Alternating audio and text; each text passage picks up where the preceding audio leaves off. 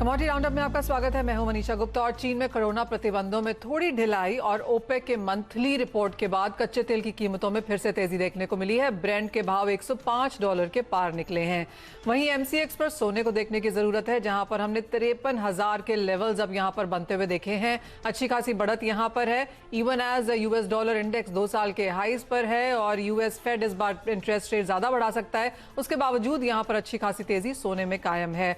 और मेटल्स में भी आज रौनक देखने को मिली है। एमसीएक्स ने वहीं लेड वायदा के लिए पहली बार घरेलू लेड की डिलीवरी ली है। इन सब पर बातें करने के लिए हमारे साथ मौजूद हैं पैराडाइम कमोडिटी एडवाइजर्स के कमोडिटी कंसल्टेंट बीरेन वकील, और हम एमसीएक्स में बेस मेटल्स के हेड चित्रंजन रेगे को भी अपने साथ जोड़ेंगे।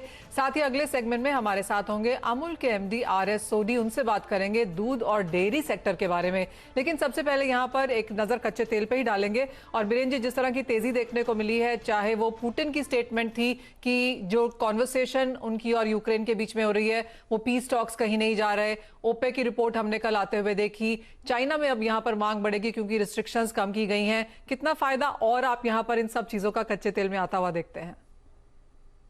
यहाँ जो सपोर्टिव आर्गुमेंट शायद ये रहेगी कि चाइना का जो मैन्युफैक्चरिंग डेटा था, किक्सिन, वो काफ़ी कमज़ोर था लास्ट वीक, तो मे बी यहाँ एक ईजिंग हो सकता है।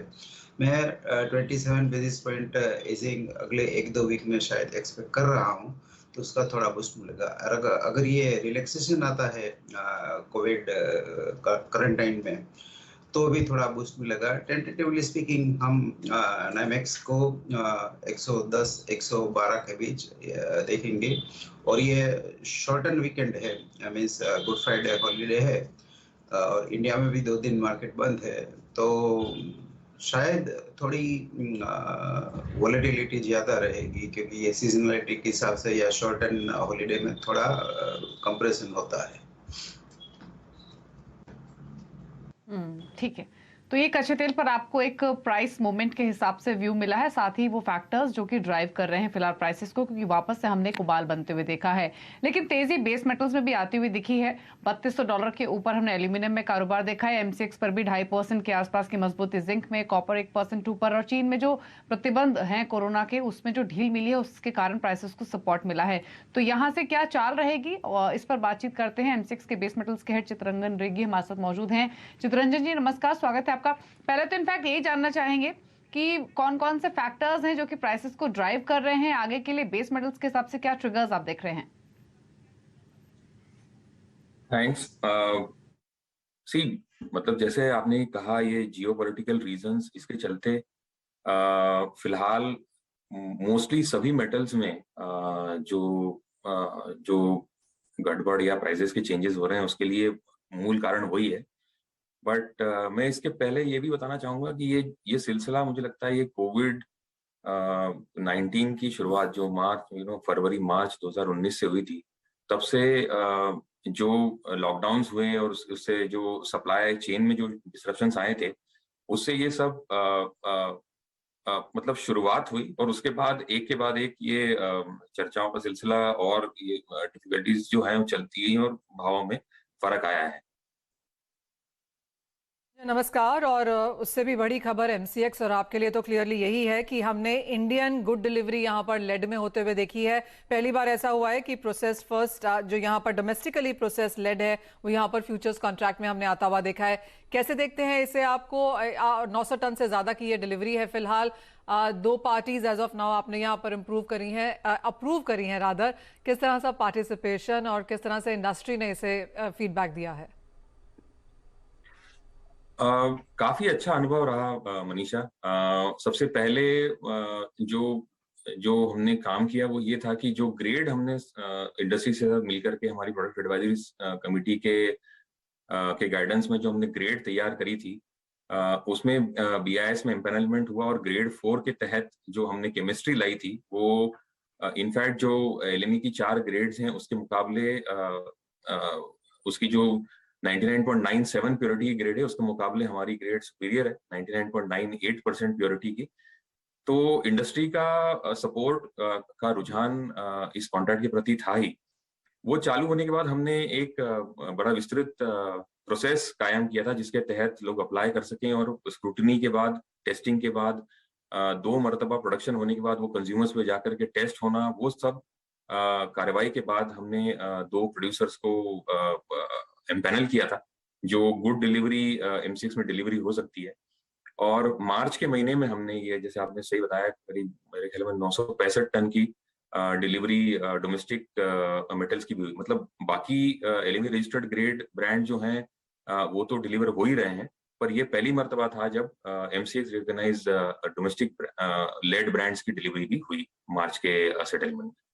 वो नंबर्स भी यहाँ पर दर्शाते हैं चित्रंजन, और जो इनिशियली यहाँ पर बाजार में थोड़ा सा हेसिटेशन था कि कंपलसरी डिलीवरेबल कॉन्ट्रैक्ट्स की वजह से शायद यहाँ पर काम कम होगा, वो एक नीजोक रिएक्शन हमने आता हुआ देखा भी था। आप कहेंगे अब यहाँ पर ट्रेड थोड़ा स्टेबलाइज हो रहा है, और जिस तरह से एक ऑर्गेनाइज ट्रेड की तरफ पुश रहा है एमसीएक्स का, वो हम काफी हद तक यहाँ पर होता हुआ देख रहे हैं। बिल्कुल, दोनों तीनों चीजें हैं मनीषा। पहली बात, फिजिकल डिलीवरी लाने से जो फिजिकल मार्केट है या जो हाजिर बाजार के लोगों को उनको डिलीवरी लेना देना, उसमें तो एडवांटेज है ही। अब वो हेजिंग के मार्फत जो है प्राइस को रिलेट कर पाते हैं, क्योंकि अब प्राइस जो है सिवाय जीएसटी के, जो स्क्रीन प्राइस है वो सिवाय जीएसटी के तमाम चीजों को मिलकर के बना है। और इससे भी बड़ी बात, जो हमने हमारे डिलीवरी सेंटर्स को पैन इंडिया बेसिस तक एक्सपेंड किया है। तो पहले जब, अगर आपको ध्यान हो, तो जब लेड की शुरुआत हुई थी ट्रेडिंग की जून डिलीवरी बेस्ड कॉन्ट्रैक्ट की जून 2019 में, तो सिर्फ चेन्नई एक डिलीवरी सेंटर हुआ करता था। फिर हमने बाद में उसमें थाने को ऐड किया। फिर करीब 6 महीने पहले हमने उसमें एनसीआर मतलब पलवल हरियाणा सेंटर को ऐड किया, और अब हमने कैलकाटा को भी ऐड कर लिया है। तो प्रैक्टिकली लेड एक ऐसा कॉन्ट्रैक्ट है अब जो पैन इंडिया बेसिस पे डिलीवरी होती है। और अब हम जो रुझान देख रहे हैं, जो डोमेस्टिक प्रोड्यूसर जो कि क्वालिटी ग्रेड का माल बना सकते हैं, जिनकी एप्लीकेशंस हमारे पास आ रही हैं, वो भी all India basis production units हैं जो इसमें इंटरेस्ट ले रहे हैं। तो मुझे पूरा विश्वास है कि फिजिकल मार्केट ने जिस तरीके से इसको अप्रिशिएट किया है, उसमें उनका सपोर्ट तो रहेगा ही। और आने वाले समय में फिजिकल मार्केट को हेजिंग के लिए भी सुविधा रहेगी, और डिलीवरी लेने और देने में भी एडवांटेज रहेगा, क्योंकि अब लेड का वायदा बाजार जो वायदा है वो ईस्ट वेस्ट नॉर्थ साउथ चारों जगह डिलीवरी सेंटर के साथ हम कर रहे हैं। इनफैक्ट फिलहाल हमारे पास जो डिलीवरीज जो स्टॉक रिपोर्ट में देख रहा था, उसमें तो ऑलरेडी पलवल में, मतलब हरियाणा जो एनसीआर रीजन में आता है, थाने जो महाराष्ट्र में आता है, जो वेस्ट के लिए कवर करता है, और चेन्नई, तीनों जगह पे ऑलरेडी स्टॉक्स हैं। और जो हमने लास्ट कैलकाटा को ऐड किया है, तो मुझे उम्मीद है कि आने वाले समय में वहां पे भी डिलीवरीज होने के बाद ये एविडेंट हो जाएगा कि फिजिकल मार्केट जो, क्योंकि बैटरी जहाँ पे मैक्सिमम इसका कंजम्पशन है, उसका प्रोडक्शन भी जो है, मतलब बैटरी में इन्वर्टर प्रोडक्शन वगैरह में जहाँ पे कंजम्पशन है वो पैन इंडिया है। तो इस प्रेजेंस का, इस डिलीवरी सेंटर्स का और ये डोमेस्टिक ग्रेड्स का ऐड होना, ये सभी के लिए कॉम्प्लीमेंट्री है। एब्सोल्युटली। जी, शुक्रिया चित्रंजन जी आने के लिए सीएनबीसी आवाज पर और इस डेवलपमेंट को इन डिटेल समझाने के लिए। और एक चीज तो जरूर है कि जो डोमेस्टिक प्रोड्यूसर्स हैं उनकी ओर से भी अच्छा रिस्पांस मिला है और एक अच्छा कदम ये है। लेकिन अब प्राइस के हिसाब से भी व्यू ले लेते हैं बिरेन का। बिरेन मेटल पैक में अगर हम देखें तो कॉपर, एल्यूमिनियम ये अच्छी स्ट्रेंथ दिखा रहे हैं। जिंक में हमने देखा है हर डिप्स पर बाइंग आते हुए दिख रही है। आप कैसे रीड करते हैं फिलहाल बेस मेटल पैक को? ट्रेडिंग या पोजिशन के पर्सपेक्टिव से आपका कन्विक्शन किन बेस मेटल्स के साथ है? लास्ट मंथ हमने जो निकल में देखा था, ऐसी थोड़ी स्क्वीज जिंक में डेवलप हो रही है। यहाँ ऑप्शंस में एलएमई में करीबन 80,000 टन का कॉल ऑप्शन में बिल्टअप हुआ है 5,000 की स्ट्राइक पे, और स्टॉक काफ़ी कम है। फिजिकल प्रीमियम यूरोप में $150 थे लास्ट ईयर, वो अभी $550 हो गए हैं। तो यहाँ रनअप में शायद ये 400 को शायद क्रॉस कर सकता है। काफी स्ट्रॉन्ग मोमेंटम इसमें दिख रहा है मुझे, और इसकी रेंज अगर मैं देखूं तो 370-410 की मुझे लग रही है 2 वीक के लिए।